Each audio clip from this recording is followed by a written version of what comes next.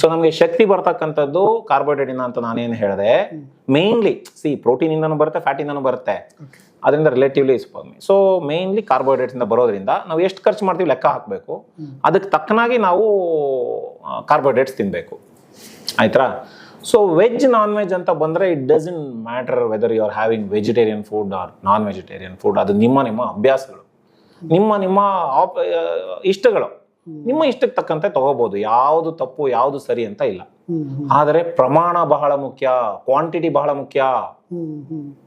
So quantity ನಾನು ಹೇಳಿದ್ನಲ್ಲ, balancing ಇರಬೇಕು. ಈ ಬ್ಯಾಲೆನ್ಸಿಂಗ್ ಅಲ್ಲಿ ಇದ್ರೆ ನೀವು ವೆಜ್ ಆದ್ರೂ ತಗೊಳ್ಳಿ, ನಾನ್ ವೆಜ್ ಆದ್ರೂ ತಗೊಳ್ಳಿ, ವಾಟ್ ಡಸ್ ಇಟ್ ಮ್ಯಾಟರ್? ತಕಡಿಲಿ ಇರಬೇಕು ತೂಕ. ಸೊ ನೀವು ವೆಜ್ ಆದ್ರೂ ತಗೊಳ್ಳಿ, ನಾನ್ ವೆಜ್ ಆದ್ರೂ ತಗೊಳ್ಳಿ, it doesn't matter. As simple as that.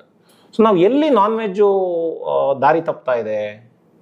So ನಾವು ನಾನ್ ವೆಜ್ನ ಏನು ಮಾಡ್ತಾ ಇದ್ದೀವಿ, ಸರಿಯಾಗಿ ಬಳಸ್ತಾ ಇಲ್ಲ.